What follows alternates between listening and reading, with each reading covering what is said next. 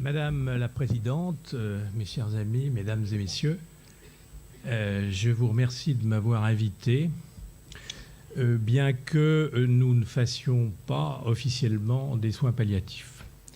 La plupart de nos bénévoles sont un peu comme Monsieur Jourdain, ils font des soins palliatifs sans savoir, puisque plus de la moitié de nos bénévoles visitent dans des établissements de personnes âgées et accompagnent jusqu'au bout des personnes qui vont mourir. J'ai été très frappé et très touché en même temps par les hommes de théâtre qui, depuis ce matin, nous montrent des fils très ténus de la relation humaine. Et pour illustrer un petit peu ce que font nos bénévoles, je commencerai par un silence de plénitude, l'histoire d'un silence de plénitude.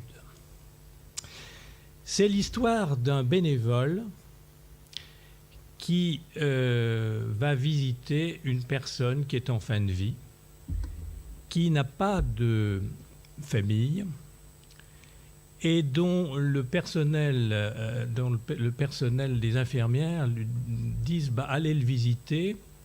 Il n'émet que des grognements, voire des bruits incongrus. Et tout, puisque nous exigeons une certaine rigueur et un certain rythme de visite, tous les mardis, le visiteur allait voir cet homme. Il s'asseyait à côté de lui, il s'est assis une semaine, le malade ne disait rien, et au bout de 10 minutes, il partait. Et ainsi de suite, la deuxième, la troisième semaine. La quatrième semaine, il était un peu plus pressé, et au lieu de rester 10 minutes, il est resté 3 minutes. Et au moment où il se levait et où il tournait le dos, il a eu la surprise d'entendre « Vous partez déjà ». C'était, si vous voulez, une histoire que nos visiteurs vivent. Je ne dirais pas que c'est très fréquent, mais c'est une histoire qui est tout à fait vraie et qui illustre la plénitude du silence. Et il y a des silences qui sont extrêmement riches. Alors, pour en revenir à notre association est un peu complémentaire de la vôtre, mais puisqu'il s'agit de l'homme, nous sommes un peu dans le même bateau. Alors, les VMEH. V comme visiteur, M comme malade, E comme établissement en milieu hospitalier. Donc je crois que c'est la différence qui existe entre vos associations qui vont jusqu'au bout et qui vont souvent à domicile. Nous, pour des tas de raisons, nous sommes restés dans les établissements hospitaliers. Alors nous sommes une association qui est d'hier, j'allais dire d'aujourd'hui et de demain. Nous apportons un peu d'humanité dans des lieux où souvent on en est dépourvu. Il faut remonter même au-delà de 1801, on peut remonter à M. Vincent, Saint-Vincent de Paul, si vous voulez, qui a commencé la création de l'œuvre des visites dans les hôpitaux, qui s'est poursuivie jusqu'à la Révolution. Puis il y a eu une interruption et Madame de Cesval a repris, si vous voulez, l'œuvre des visites dans les hôpitaux, à Paris essentiellement. Cela a duré jusqu'en 1900, au-delà de 1900. Et en 1903, avant l'avènement de la fameuse loi de 1901, l'œuvre des hôpitaux est entrée dans le comité de patronage des hôpitaux parisiens. Mais il a fallu attendre encore plus de 20 ans pour que les statuts de l'association deviennent loi 1901.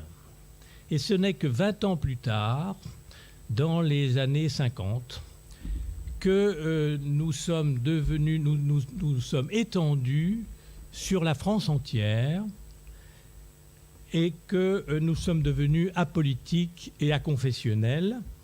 En 1966, on a créé le centre de liaison, qui était un petit peu un centre entre les diverses associations départementales. Et actuellement, nous couvrons près de 84 départements, dont 2 d'outre-mer, en Guadeloupe et à La Réunion, si bien que si on voulait vraiment aller en raccourci, nous couvrons presque 3 continents. Nous avons plus de 7000 visiteurs, si vous voulez, qui sont des bénévoles, c'est-à-dire des gens, j'allais dire, qui travaillent presque gratuitement. Ce matin, on a entendu que ça coûtait, qu'il y avait un coût, que le coût du temps, c'était évidemment important. Mais j'avoue qu'on est dans une société où on veut tout faire payer et que c'est important de parler de gratuité. Et moi, je suis très fier de ce sont les visiteurs qui visitent les malades et qui leur consacrent du temps, parfois beaucoup de temps, et ce, gratuitement. C'est même pas gratuit puisqu'ils payent une cotisation et ils ont souvent des frais de transport, etc., qui s'ajoutent à leur charge. Alors, il est bien évident que nous nous sommes adaptés au monde moderne. Nous avons un peu dépoussiéré ces œuvres des hôpitaux pour nous adapter un petit peu au monde moderne et s'ouvrir un petit peu aux nouvelles difficultés, voire aux nouvelles possibilités qui nous sont données depuis, en particulier, la révolution des hôpitaux et les lois Kouchner. Nous sommes reconnus d'utilité publique par le journal officiel de 2007 qui nous permet de recueillir des dons.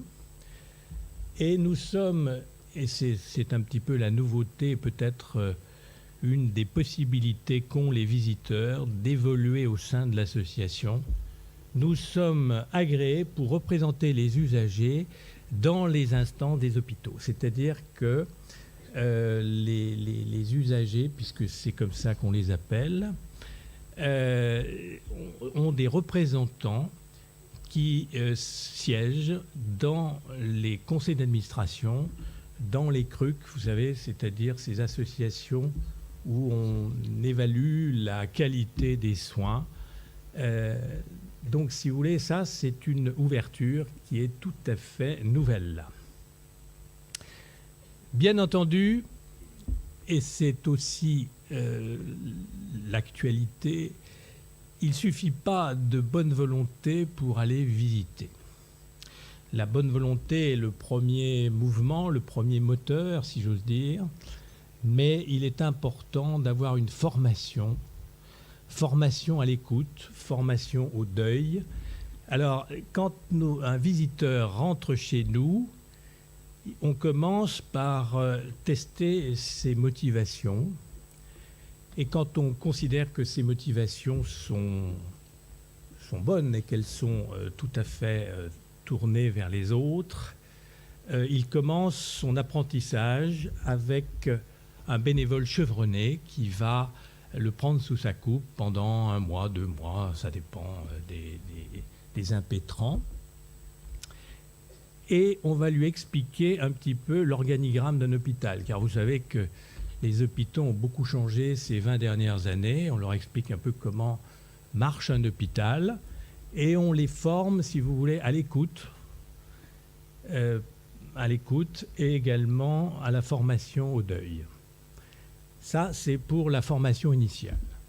Et puis, nous avons une formation, j'allais dire une formation interne et continue qui permet, si vous voulez, des échanges entre les visiteurs chevronnés et ceux qui le sont moins pour partager leur expérience. Alors, tous les mois, tous les 2 mois, les responsables de section, c'est-à-dire en général d'un hôpital, se réunissent pour mettre en commun, c'est un peu un groupe de parole, si vous voulez, pour mettre en commun leur expérience.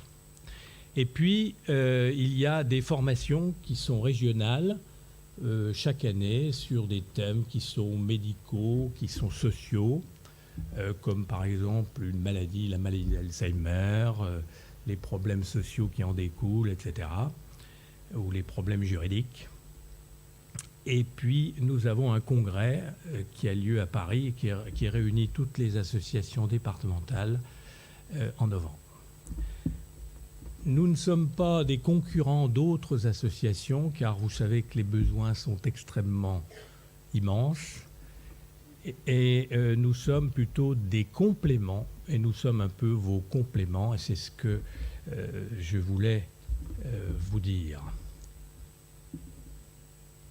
Et c'est fini là. Voilà. Je vous remercie de votre attention.